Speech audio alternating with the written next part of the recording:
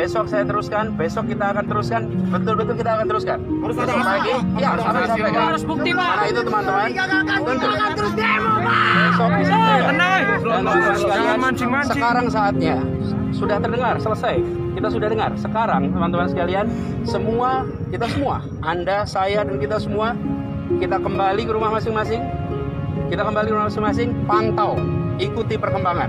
Karena itu adalah perjuangan dari kita semua. Betul tidak? Betul. Jadi saya harap teman-teman semua, sini sudah kumpul di sini, semuanya. Sebagian dari Anda sudah kembali. Sekarang kita tunjukkan bahwa kita adalah warga negara yang bertanggung jawab. Tidak hanya memikirkan diri sendiri, tapi memikirkan semuanya. Setuju? Setuju. Sekarang saya minta semua berdiri, kita nyanyikan. Ajma'in. Allahumma salli ala Sayyidina Muhammad wa ala ali Sayyidina Muhammad. Allahumma dafi'un bala wal waba wal fahsya. Ya Allah. Kalau besok atau lusa umat marah, pabrikmu dibakar, tokomu dijarah, engkau akan dihabisi oleh mereka. Karena mereka marah, mereka sakit hati. Kalau salahkan rakyat kecil, kalau lakukan itu dengan yang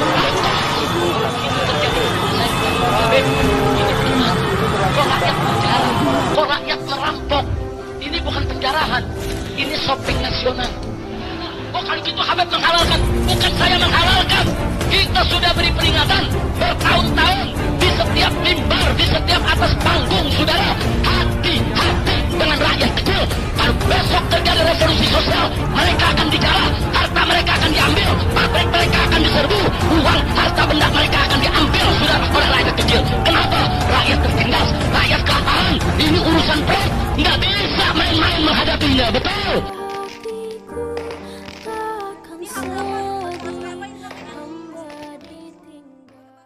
Duduk. Nah, oke. Siapa yang mau bicara tadi? Siapa? Dengarkan. Oke teman-teman tenang. Perkenalkan sebelumnya, nama saya Ramadan Lilatu. Saya dari Universitas Ibnu Khaldun Jakarta. Saya adalah Ketua BEM FISIP Universitas Ibnu Khaldun Jakarta. Saya dan teman-teman dari pagi sampai malam, kemudian tetap kokoh berada pada pergerakan ini untuk kemudian menuntut apa yang kemudian menjadi keresahan bagi seluruh rakyat Indonesia, betul? Di hadapan Bapak Gubernur dan saudara yang sungguh saya hormati, di beberapa provinsi di Indonesia, masing-masing gubernur telah menyatakan sikap untuk kemudian menolak undang-undang Omnibus Law, betul? Dan saya pikir Bapak menggunakan media sosial dan Bapak bisa mengakses informasi tersebut. Ada gubernur Maluku yang kemudian dengan menyatakan sikap bahwa menolak undang-undang Omnibus Law. Maka permintaan kami sebelum kami pulang, Bapak Anies Baswedan di hadapan kami sebagai mahasiswa, sebagai representasi masyarakat Indonesia, untuk kemudian menyatakan sikap agar kemudian menolak undang-undang Omnibus Law yang kemudian disahkan oleh Dewan Pengusaha Rakyat, betul? Maka statement penting dari Bapak Anies Baswedan sungguh kami harapkan malam ini, agar kemudian kami pulang dengan hati yang tenang, kami bisa tidur, kami bisa kemudian beraktivitas dengan baik, betul?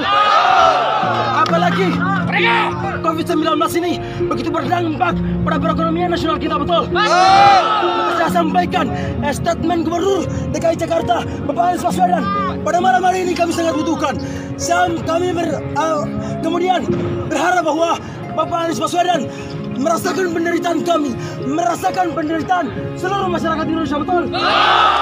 Untuk itu kami menunggu. Waalaikumsalam warahmatullahi wabarakatuh.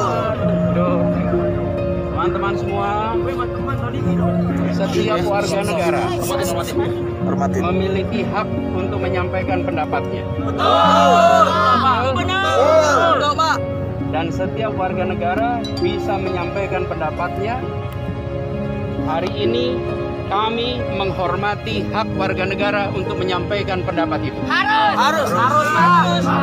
Karena itu, teman-teman sekalian, tadi kita sudah dengar apa yang menjadi aspirasi. Tadi juga disampaikan. Betul tidak? Betul. Nah, saya ingin kepada semuanya memastikan bahwa hak itu terjaga. Hak itu tidak boleh hilang. Karena itulah yang membuat negeri kita disebut sebagai negeri yang merdeka. Betul kan? Nah, sekarang sekalian saya ingin sampaikan kepada semua bahwa apa yang menjadi aspirasi tadi, apa yang tadi diungkapkan, besok kita akan sampaikan dan kita akan teruskan seluruh aspirasi itu. Terima kasih Pak Anies. Terima kasih Pak Anies. Disampaikan. Besok kita akan lakukan pertemuan itu. Jadi teman-teman sekalian, saya akan pastikan apa yang tadi disampaikan. Tadi saya lihat banyak yang merekam di sini. Betul, Pak. Banyak yang merekam. Besok akan disampaikan. Besok akan diteruskan. Dan teman-teman sekalian, ingatlah bahwa yang namanya menegakkan keadilan adalah tanggung jawab kita semua. Betul. Dan Anda semua sedang berusaha untuk menegakkan keadilan. Betul tidak? Karena itu jalankan juga dengan sebaik-baiknya. Jalankan dengan tertib. Siap. Siap tertib. Siap sampai rumah selamat. Siap sampai rumah tertib. Kita harus buktikan bahwa kita adalah orang-orang yang kata-katanya bisa dipercaya. Ketika kita mengatakan kami akan tertib, tunjukkan tertib itu. Ketika kita akan bisa menjaga keselamatan warga yang lain, tunjukkan keselamatan warga itu. Betul tidak sekalian? Apalagi sekarang ini sedang ada wabah COVID. Ini semua berisiko di sini. Kita tidak ingin saudara-saudara yang merasa dirinya pejuang, yang menyadari pejuang, pulang ke rumah justru sakit. Harus semuanya sehat. Insya Allah. Besok saya teruskan, besok kita akan teruskan, betul-betul kita akan teruskan. Besok pagi, ya harus sampaikan. Harus bukti, Pak. Karena itu teman-teman, tentu besok disampaikan. Dan teman-teman sekalian, sekarang saatnya sudah terdengar, selesai. Kita sudah dengar. Sekarang teman-teman sekalian, kita semua, Anda, saya, dan kita semua, kita kembali ke rumah masing-masing. Kita kembali ke rumah masing-masing, pantau, ikuti perkembangan. Karena itu adalah perjuangan dari kita semua. Betul tidak?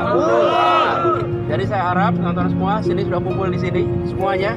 Sebagian dari Anda sudah kembali. Sekarang kita tunjukkan bahwa kita adalah warga negara yang bertanggung jawab.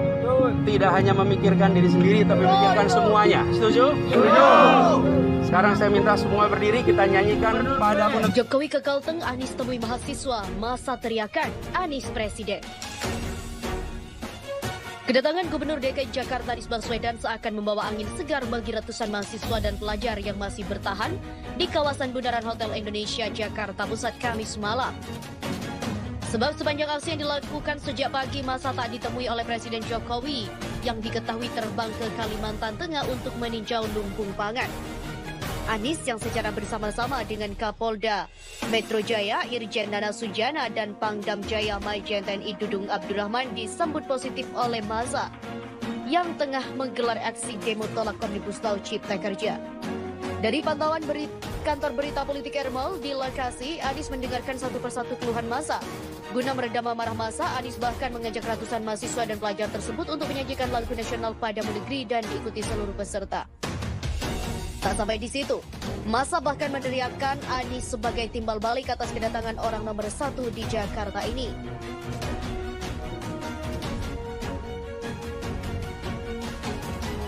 Din Samsudin juga mengatakan, saya sesalkan Presiden tidak ada di istana. Apa salahnya mendengar rakyat? Pengesahan Omnibus Law Undang-Undang Cipta Kerja membakar emosi para buruh dan mahasiswa yang turun ke jalan menggelar demo. Bahkan demo yang digelar di beberapa wilayah termasuk di depan Istana Negara ricuh dan terjadi bentrokan dengan aparat kepolisian. Ketika demonstran memanas, Presiden Joko Widodo justru tak berada di Istana Negara dan memilih terbang ke Kalimantan Tengah meninjau lumbung pangan. Hal ini pun disesalkan banyak pihak, salah satunya Presidium Koalisi Aksi Menyelamatkan Indonesia atau KAMI, Din Samsudin. Saya sesalkan Presiden tidak berada di Istana Negara, seharusnya memberi jawaban, jangan menonton demonstrasi dari jauh. Begitulah kata Din dalam acara virtual tanya jawab Cak Unum yang digagas kantor berita politik Ermol. Presiden Joko Widodo yang melekat dengan predikat pro rakyat seakan terbantahkan di mata Din Samsudin. Pasalnya, Jokowi bukan menemui para buruh untuk berdialog bersama, malah memilih pergi ke wilayah lain. Jika betul-betul pro rakyat, apa salahnya mendengar aspirasi dari rakyat, kaum pekerja? Akan baik-baik saja, dan tadi kawan-kawan serikat pekerja pada sarasehan kebangsaan membongkar semua ada masalah-masalah dalam Undang-Undang Cipta Kerja. Dengan sikap pemerintah seperti saat ini, dia menilai justru tidak hanya rakyat yang dirugikan, namun reputasi pemerintah juga akan rusak di mata rakyat. sikap keras kepala pemerintah terkait Omnibus Law, Pilkada, dan lain-lain bahaya. Bukan hanya bahaya bagi bersama, bahaya bagi pemerintah sendiri, dan dia tidak yakin pemerintah akan bisa menanggulanginya nanti. Sementara itu, soroti tanda tangan Jokowi di surat RUU Ciptaker, Rahlan mengatakan ruwet.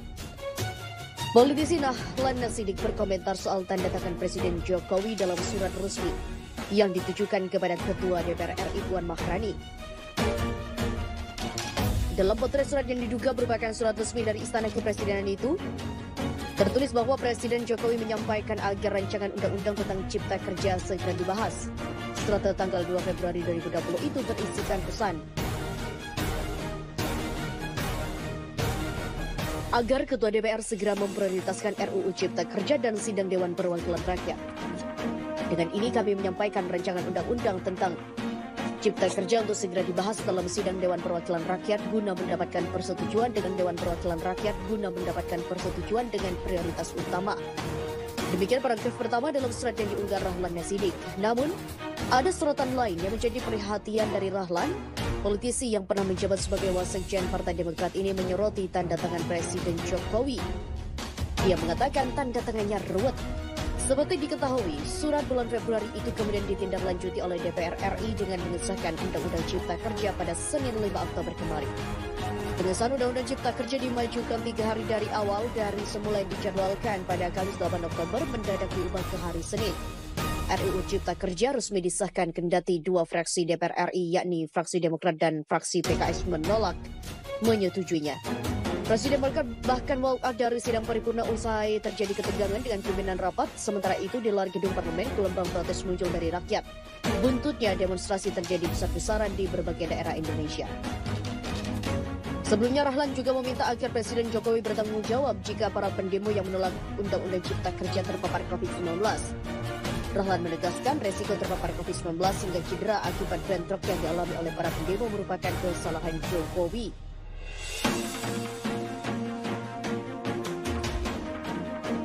Pak Jokowi, bila hari ini buruh dan mahasiswa turun ke jalan dengan resiko terpapar COVID-19 atau cedera akibat bentrok dengan aparat, itu semua salah Anda. Begitu kata Rahlan. Dia menjelaskan Jokowi sebagai kepala negara lah yang menyebabkan rakyat turun ke jalan menuntut keadilan. Kemarahan rakyat memuncak usai disahkannya Undang-Undang Omnibus Law Cipta Kerja pada Senin sore.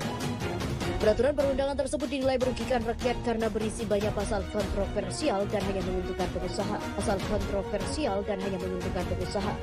Turun ke jalan menuntut keadilan adalah salah satu jalan yang dapat ditempuh untuk merebut hak-hak yang diberangus oleh Undang-Undang Cipta Kerja. Akankah Jokowi jatuh? Ustadz Abdur Rifai mengatakan, waspadalah, apapun logikanya. Jika gerakan rakyat ini benar-benar masif dan berlangsung lama, semakin lama semakin mengkristal, maka kekuatan apapun tidak akan bisa menghalau. Pemerintah dengan segala alat yang ada padanya tidak akan berdaya. Polisi walaupun selama ini memang terkesan sepihak kepada penguasa, tetap akan tak sanggup melawan rakyat. Tentara jelas tak akan konfrontasi dengan rakyat, apalagi partai-partai baik pendukung Undang-Undang Cipta Kerja atau penolak. Jangan lagi sekedar pencitraan dan main leles sana-sini. Segeralah bersikap, berpihaklah pada rakyat. Sebab bisa jadi berawal dari buruh yang mempersoalkan Undang-Undang Cilaka itu, justru ini akan beralih menjadi tuntutan penggulingan pemerintahan. Saat ini walau belum solid, mahasiswa sudah membantu buruh. Orang-orang atau kelompok yang selama ini memang tidak suka pada rezim bukan tidak mungkin akan segera ambil bagian. Rakyat dengan beragam latar belakang dan kepentingan bisa jadi nanti berada pada titik tamu yang sama muak pada penguasa saat ini.